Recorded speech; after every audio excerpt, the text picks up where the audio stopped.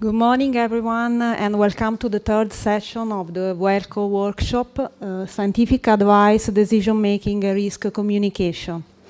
This morning we resume the works by dedicating to delve into and discuss the theme of risk communication, meant as a tool to build aware and prepare the communities.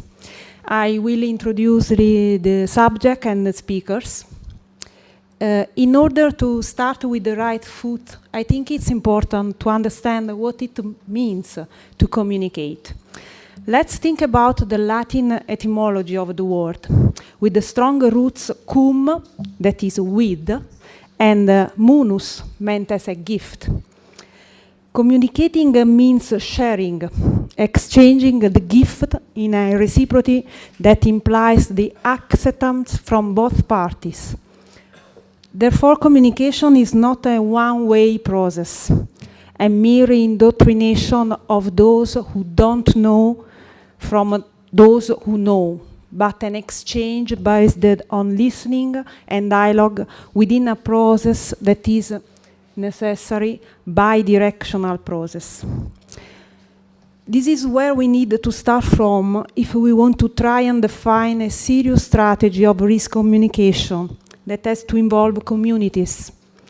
And this word again, community, contains the roots cum and munus. Communicating implies the relation, a good knowledge between the speakers, the ability from the one who owns information and skill to meet with the meaning of approaching the other one, to guess their needs and questions, to adjust to their language and requirements. But do the scientific community and institutions know what people wonder about? Which information they need? Which subject they don't want to know about? In which way they prefer to get in touch with the world who those who know? There is a question, I think, that sums up better than any other the needs of a citizen during a volcanic crisis, weather alert, or after a major earthquake. And that is, should I worry? But in most cases, the answer is not easy, and not only because it's difficult to explain these phenomena and the uncertainty of their possible evolution. The main difficulty is represented by the fact that people want to hear either yes or no. They would like to be reassured by the fact that someone, those in the know, have no doubts but only certainties, that are able to provide a clear and univocal indication, therefore relieving the single citizen of all the individual responsibility to take consciously their own part of acceptable risk. This is why the interpretation of communication meant as a reciprocal action is not an effort that can be asked only to scientific community and institutions, but must include the populations, individuals, who need to accept this exchange like the former. Is it possible? In order to reach this goal, an effective communication strategy cannot exclude an educational process of the communities. A process that takes a while and can lead to uncertain results, that requires patience, long-term investments, and whose fruits, as long as we saw today, will be collected only after a long time. The time of peace becomes, therefore, the right moment to educate in order to communicate effectively in emergency, building ways based on a new social pact between citizen and institution. A training individual becomes an aware citizen and therefore resilient, that is an active subject who ordinarily adopts measures of prevention for risk reduction, and who in emergency knows how to behave to limit the disaster effects. And here is another difficulty. There is a good communication when the speakers are in tune, when they trust each other, even if they have different opinions. Does this trust exist? Institutions must be trusted again by citizens. And this is a crucial passage in order to dedicate to a series of activities of risk communication. And in Italy, we really need to invest over this subject. To have a certain and reliable source of information in emergency represents a compass with which the citizen can orient. But an institutional source can be called that if during a time of peace is not recognized as such, if communities are not used to, are not educated to look for that interlocutor. In the absence of a reference point, people trust the fastest, the most diffused, maybe the most reassuring news, and institutions run the risk of losing control on verified and controllable information.